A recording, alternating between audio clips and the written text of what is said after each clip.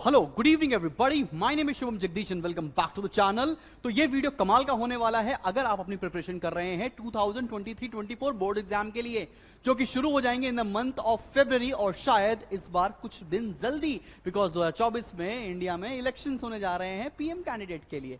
खैर, अब बात करते हैं आगे की कि यार ये इकोनॉमिक्स पेपर पैटर्न में क्या चेंज हुआ है या लास्ट ईयर से क्या चेंजेस आए हैं और यूनिट वाइज ब्रेकेज कितना मिलने वाला है। उससे पहले मैं ये बता दूं आपको कि इकोनॉमिक्स का पूरा पेपर पैटर्न है क्या।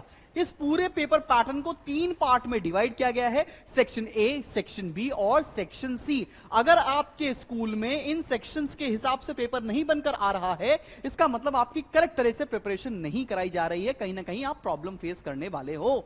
अब सेक्शन ए के अंदर क्या होने वाला है बेटा, सेक्शन ए आपके लिए कंपलसरी सेक्शन होगा जिसमें आप स्कोर कर सकते हैं 16 मार्क्स और यहां पर आपको 16 क्वेश्चंस का आंसर देना पड़ेगा, जिसमें से स्पेसिमेन के हिसाब से 9 क्वेश्चंस में आपके एमसीक्यूज पूछे जाएंगे और 7 क्वेश्चंस होंगे जो आपके शॉर्ट आंसर जिसको बोलते हैं, लेकिन शॉर्ट आंसर में भी ट्रिकी क्वेश्चंस को इंक्लूड किया गया है। ये ट्रिकी क्वेश्चंस क्या होते हैं, आपको जस्टिफाई करने वाले क्वेश्चंस पूछे जाएंगे और छोटे न्यूमेरिकल्स यहां से पूछे जाएंगे, इसलिए ये सेक्शन टफ हो जाता है बिकॉज यहां पर कोई भी चॉइस आपको नहीं मिल रही है। कंपलसरी सेक्शन है, 16 नंबर पाने के लिए 16 क्वेश्चंस का आंसर देना पड़ेगा। अब आते हैं अगले चेंज के ऊपर। सेक्शन बी में जैसे आप एंट्री करेंगे, अब सुन के देखना हंसी आएगी तुम्हें, सेक्शन बी में जब एंट्री करेंगे तो आपको 32 मार्क्स यहां से मिलने वाले हैं। लेकिन आसान बात क्या है, 32 क्वेश्चन में सिर्फ आपको 8 क्वेश्चन सॉल्व करने। सुनने में कितना अच्छा लग रहा है आपके कानों को, सिर्फ 8 क्वेश्चन करेंगे और आपके 32 नंबर आ जाएंगे। लेकिन यही तो कैच है, 8 क्वेश्चन में हर क्वेश्चन में 2 पार्ट है ना, 2,2 मतलब ये 8 क्वेश्चन नहीं है मेरे भाई, ये 8 क्वेश्चन नहीं है, ये करीब करीब आपके क्वेश्चन होते हैं 12 से 13। बात समझ में आ रही है, 2 क्वेश्चन में ये करीब करीब आपके लिए हो जाएंगे 14 क्वेश्चंस। ये 8 क्वेश्चन नहीं, आपको 14 क्वेश्चंस के आंसर देने पड़ेंगे, तब जाकर आपको 32 नंबर मिल रहा होगा। यहां पर जो क्लासिफिकेशन है वो 2-2 नंबर वाले आपसे क्वेश्चन पूछे जाएंगे और किन्हीं 2 क्वेश्चंस में आपको 4 नंबर के क्वेश्चंस पूछे जाएंगे। मतलब इन 8 क्वेश्चन में 6 क्वेश्चंस के तो 2 पार्ट होंगे, मतलब 12 क्वेश्चन तो यहीं से कंप्लीट करने हैं और 2 क्वेश्चंस ऐसे होंगे जिनके आपको 4-4 नंबर के क्वेश्चंस होंगे। मतलब 12 + 2 14 क्वेश्चंस करोगे तब आपको 32 मार्क्स मिलेंगे। लेकिन बताया जाता है आईएससी बोर्ड आसान है क्योंकि वहां पर तो सिर्फ 8 क्वेश्चन करने होते हैं और 8 क्वेश्चन करने में 32 नंबर मिल जाते हैं। देख लो और दिखा दो उन दोस्तों को भी कि क्या सच्चाई क्या है। और यहां पर भी जो चॉइसेस हैं वो अब इंटरनल चॉइसेस मिलेंगी, ऐसा नहीं है कि आपको एक्सटर्नल चॉइसेस मिलने लगे, इंटरनल चॉइस का प्रोविजन कर दिया गया है। सेक्शन सी की तरफ बढ़ो, ये भी आपको 32 मार्क्स दे रहा है और ये 32 मार्क्स कैसे देने वाला है, ये भी कमाल की बात है। केवल 4 क्वेश्चन का आंसर देंगे और 8 नंबर का एक क्वेश्चन है, लेकिन यहां पर भी हर क्वेश्चन में 2 पार्ट है। 2 पार्ट कैसे, एक क्वेश्चन 6 नंबर का, एक क्वेश्चन 2 नंबर का। साथ में ये केस स्टडी भी आएगी जो 8 नंबर की होगी, जिसके अंदर 5 क्वेश्चंस होंगे। मतलब ऑल इन ऑल आपको कितने क्वेश्चंस के आंसर देने हैं, इन 4 में से 3 क्वेश्चन तो ऐसे हो गए जिसके 2 पार्ट हो गए, 6 और 2 नंबर वाले। मतलब 6 क्वेश्चन यहां से अटेम्प्ट करने हैं और 5 क्वेश्चन यहां से अटेम्प्ट करने हैं। दैट मींस 11 क्वेश्चंस का आपको आंसर देना पड़ेगा, तब जाकर आपका सेक्शन सी पूरा होगा और 32 मार्क्स आपको मिल रहे होंगे।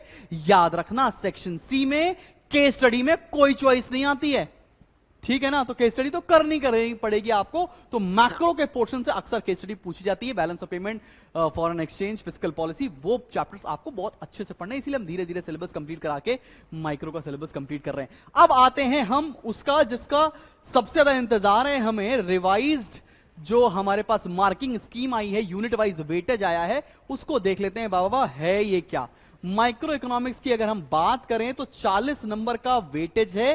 पहले आईएससी कभी भी ऐसा नहीं करता था कि वो इंडिविजुअल चैप्टर्स की वेटेज बता दे, लेकिन अब बता रहा है, वो भी यूनिट वाइज।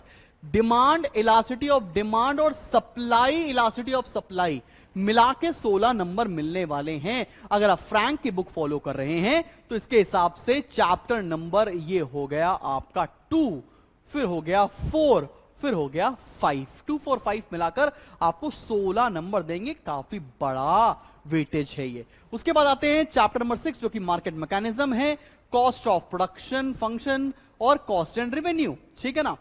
तो ये मिलाकर आपको दे रहे हैं 12 मार्क्स अगेन, और मेन मार्केट फॉर्म्स में आपका चैप्टर नंबर 11 भी इंक्लूड होता है। ठीक है, बात समझ में आ रहा है? क्लियर है कि नहीं क्लियर? और वो मिल रहा है 12 नंबर का। अब कई सारे बच्चे मुझसे बोलते हैं कि सर कॉन्सेप्ट ऑफ प्रोडक्शन और प्रोडक्शन फंक्शन में यार प्रोड्यूसर्स इक्विलिब्रियम तो दिया ही नहीं है, वो कहां पर है? कंज्यूमर इक्विलिब्रियम तो दिया ही नहीं है, वो कहां है? कंज्यूमर इक्विलिब्रियम इसका पार्ट है, प्रोड्यूसर्स इक्विलिब्रियम इसका पार्ट है, कंज्यूमर इक्विलिब्रियम यहां पे मर्ज होकर आएगा, प्रोड्यूसर्स इक्विलिब्रियम यहां पर मर्ज होकर आएगा। ऐसा नहीं कि वो चैप्टर गायब हो गए। समझ में आ रही है बात आपको? एकदम क्लियर है कि नहीं? आगे बढ़े, मैक्रो इकोनॉमिक्स पर आ जाए। माइक्रो काफी कंफ्यूजिंग है एक्चुअल में ना, ये खुद भी सही से ना मार्क डिस्ट्रीब्यूशन नहीं कर पा रहा है, तो खैर मुझे बोलना नहीं है। खैर आगे बढ़ते हैं, मैक्रो इकोनॉमिक्स के ऊपर आते हैं। और मैक्रो इकोनॉमिक्स पर क्या है आपका चैप्टर नंबर 12 जो कि थ्योरी ऑफ इनकम एम्प्लॉयमेंट है, पूरे 8 नंबर मिलने वाले हैं। यहां पर डिस्ट्रीब्यूशन बिल्कुल बढ़िया किया है। Then money banking again 8 number, balance of payment and exchange rate 6 number, public finance 6 number, national income 12 number. मतलब सबसे बड़ा टॉपिक होने वाला है आपका नेशनल इनकम, जिसको आपको सबसे अच्छे तरीके से पढ़ना है। माइक्रो का डिस्ट्रीब्यूशन एकदम क्लियर चैप्टर वाइज नहीं है, यूनिट वाइज है। हाउएवर मैक्रो का डिस्ट्रीब्यूशन चैप्टर वाइज आपको दे रखा है, इसी के अकॉर्डिंगली पढ़ाई करना शुरू कर दें और आप पूरा कंटेंट पढ़ें जितना आपके सिलेबस में मेंशन कर रखा है। और तरीका यह होगा कि आप आंसर राइटिंग प्रैक्टिस करना अभी से शुरू कर दें, सो दैट आपके लिए पढ़ाई आसान हो जाए। लिंक डिस्क्रिप्शन में है जहां पर मैं आपको सारे चैप्टर्स के नोट्स प्रोवाइड कर रहा हूं। जाओ ऐप डाउनलोड करो और नोट्स का फायदा उठा सकते हैं। Till then keep smiling and keep learning. मिलते हैं बहुत जल्दी एक नेक्स्ट वीडियो के साथ।